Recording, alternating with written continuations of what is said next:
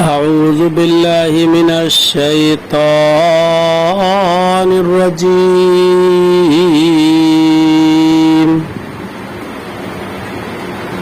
بسم الله الرحمن الرحيم.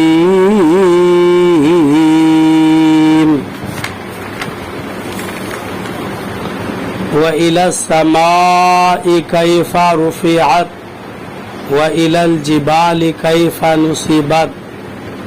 ترجمہ کنز الایمان. اللہ کے نام سے شروع جو نہایت مہربان رحم والا. اور آسمان کو کیسا اونچا کیا گیا اور پہاڑوں کو کیسے قائم کیے گئے. ترجمہ کنز العرفان. اور آسمان کو کیسا اونچا کیا گیا ہے اور پہاڑوں کو کیسے قائم کیا گیا ہے. وَإِلَى السَّمَاءِ.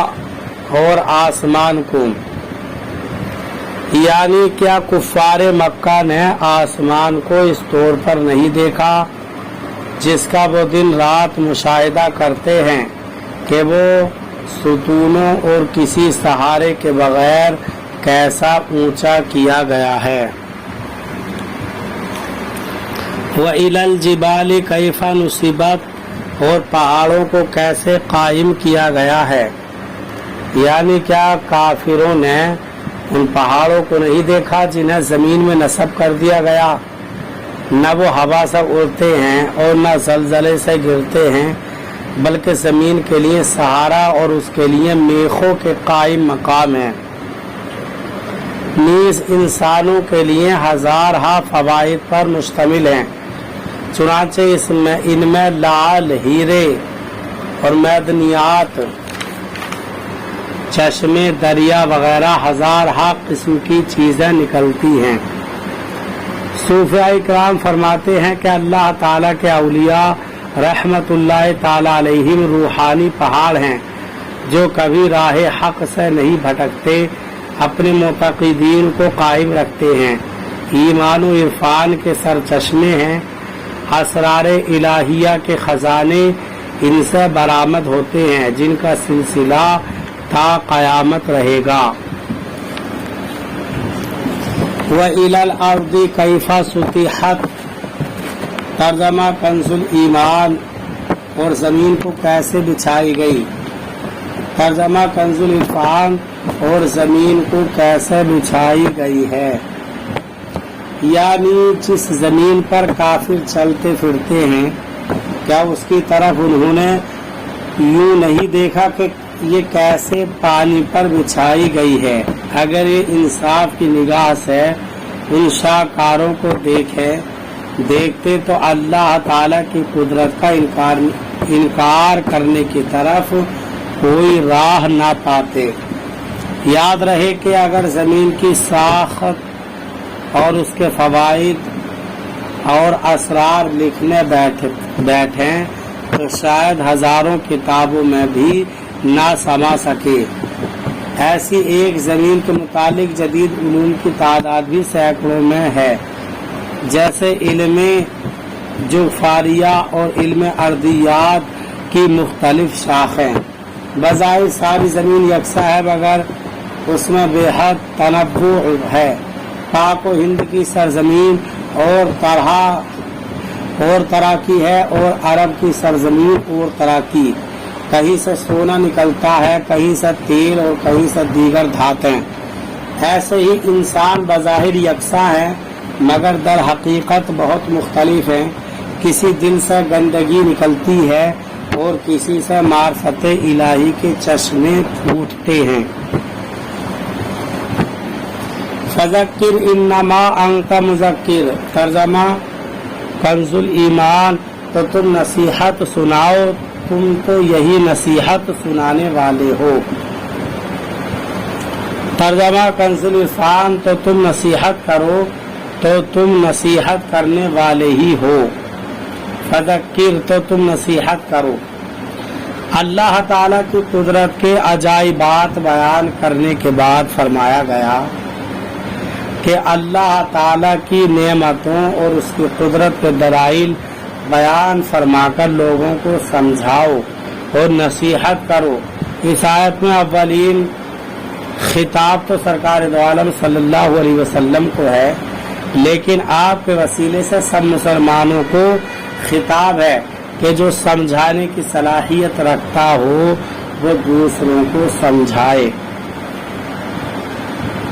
इससे ये भी मालूम हुआ कि जदीद उलूम का हासिल करना निहायत नफा बख्श है कि मसला मज़कूरा बाला आयात में जो कुछ बयान किया गया है सिर्फ वही 4 आयतें दोहराकर तो नहीं समझाया जाए, बल्कि गौर व फिक्र के बाद जो मारिफ व असरार और हिकमत समझ आएंगी उनको बयान करके समझाया जाएगा। और इन हिकमतों को समझने का एक बहुत बड़ा जरिया मज़कूरा चीज़ों के मुतालिक जदीद उलूम है। तो अगर उन्हें समझ और सीख लिया जाए तो आम आदमी की बनिस्बत ज्यादा अच्छे तरीके से कुदरत इलाही का बयान किया जा सकता है। लस्ता अलैहिम बिमुसैतिर, तर्जमा कंजुल ईमान, तुम कुछ उन पर कड़ो नहीं। तर्जमा कंजुल इरफान, तुम कुछ उन पर जबरदस्ती करने वाले नहीं हो। यानी ए हबीब सल्लल्लाहु अलैहि वसल्लम, आपकी ये जिम्मेदारी नहीं है कि आप उन्हें मुसलमान करके ही छोड़ें, बल्कि अल्लाह ताला का पैगाम हसन तरीके से पहुंचा देना आपका काम है। इसके बाद अगर सारे लोग काफिर हैं तो आपका कुछ नहीं बिगड़ता। जैसे अगर सूरज से कोई रोशनी ना ले या बादल से फैज ना ले तो उससे सूरज या बादल का नुकसान नहीं है। यह आयत का मतलब यह है कि आप उन्हें जबरन मुसलमान न करें, बल्कि इस्लाम की तालीमात पहुंचा कर कबूल करने या ना करने का इख्तियार उन पर छोड़ दें। इल्ला मन तवल्ला व कफर फयुअज़्ज़िबुहुल्लाहुल अज़ाबल अकबर इन्ना इलैना इयाबहुम सुम्मा इन्ना अलैना हिसाबहुम।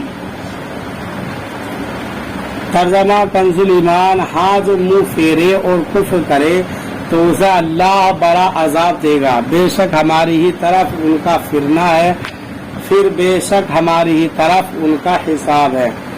तर्जमा कंजुल इरफान, हाँ जिसने मुंह फेरा और कुफ्र किया तो उसे अल्लाह बहुत बड़ा अजाब देगा, बेशक हमारी ही तरफ उनका लौटना है, फिर बेशक हम पर ही उनका हिसाब लेना है। इल्ला मन तवल्ला व कफर, हाँ जिसने मुंह फेरा और कुफ्र किया। इस आयत और इसके बाद वाली 3 आयत का खुलासा ये है कि ए हबीब सल्लल्लाहु अलैहि वसल्लम, इन्हें मुसलमान करके छोड़ना या मजबूर करके मुसलमान बनाना आपकी जिम्मेदारी नहीं, बल्कि पैगाम पहुंचाना आपकी जिम्मेदारी थी। तो आपके समझाने और नसीहत फरमाने के बाद जो ईमान लाने से मुंह फेरे और कुफ्र करे तो अल्लाह ताला उसे आखिरत में बड़ा अजाब देगा कि उसे जहन्नम में दाखिल करेगा, क्योंकि मरने के बाद उन्हें हमारी तरफ ही लौट कर आना है और हश्र के मैदान में उनका हिसाब भी हमने ही लेना है। याद रहे कि कुफ्फार के लिए बहुत से अजाब हैं, नज़ा के वक्त, कब्र में, महशर में और जहन्नम में। उन सब में बड़ा अजाब दोज़ख का है, बाकी उसके मुकाबले में छोटे हैं, क्योंकि दोज़ख का अजाब दायमी है, उसमें सख्त रुसवाई भी है, इसमें हर तरह का अजाब है, खाने पीने, रहने सहने, जहरीले जानवर, सब का अजाब। उन वजूहात से उसे बड़ा अजाब कहा गया। अल्लाह ताला हमें कुरान करीम पर सही माना में अमल की तौफीक अता फरमाए। बरादरान इस्लाम, आप तमामी हजरात से गुजारिश की जाती है कि खुद भी कुरान करीम की तिलावत, तर्जमा और तफसीर समाअत कीजिए, अपने अजीज व अकारिब और रिश्तेदार को भी शेयर कीजिए, ताकि इसके जरिए आप सदक़ाए जारिया के मुस्तहिक हो जाएं।